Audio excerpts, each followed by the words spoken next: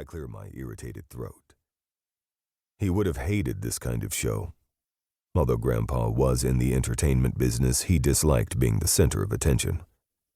The idea of all these people driving out to the edge of Chicago for him would have made his eyes roll if he was still here. Cal shrugs. He of all people knew what was expected of him. A networking event disguised as a funeral? The side of Cal's lips lifts into a small smile before falling back into a flat line. You're right. Grandpa would be horrified because he always said Sunday was a day of rest. There's no rest for the wicked.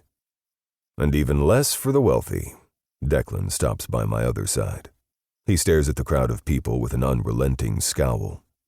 My oldest brother has intimidating people down to a science, with everyone avoiding his pitch-black stare.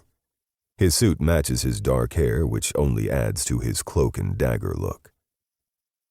I'm somewhat jealous of Declan since people typically talk to me first, mistaking me as the nicest child because I happen to be the youngest.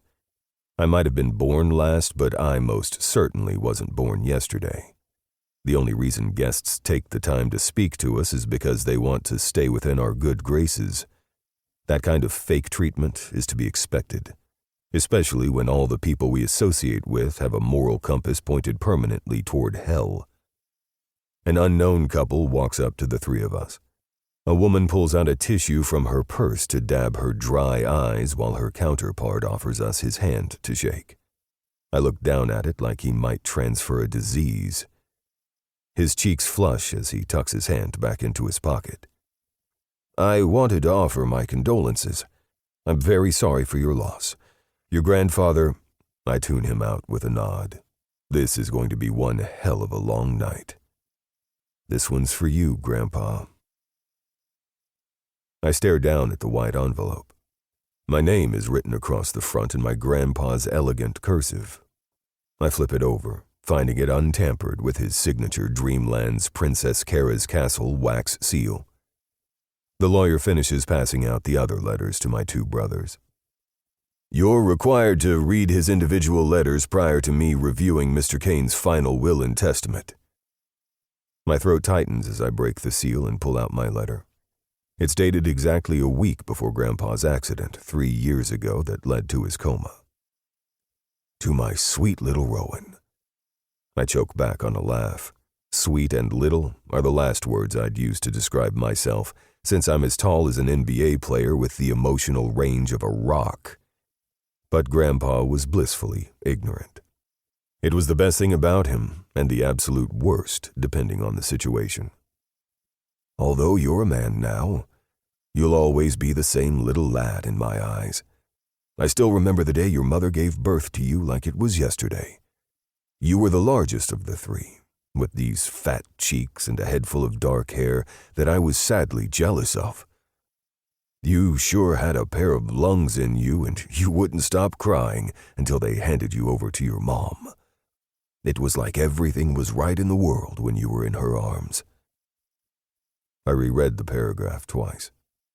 It's strange to hear my grandpa talk about my mother so casually. The subject became taboo in my family until I could barely remember her face or her voice anymore.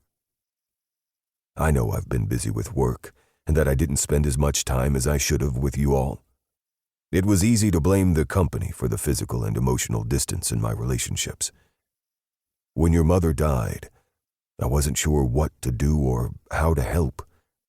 With your father pushing me away, I devoted myself to my job until I became numb to everything else. It worked when my wife died, and it worked when your mother met a similar passing. But I realized that it set your father up for failure, and in doing that I failed you all as well. Instead of teaching Seth how to live a life after great loss, I showed him how to hold on to despair, and it only hurt you and your brothers in the end. Your father parented in the only way he knew how, and I'm the one to blame. Of course, Grandpa excuses my father's actions. Grandpa was too busy to pay close enough attention to the real monster his son turned out to be. As I write this, I'm living in Dreamland, trying to reconnect with myself. Something has been bothering me over the last couple of years, and it didn't click until I came here.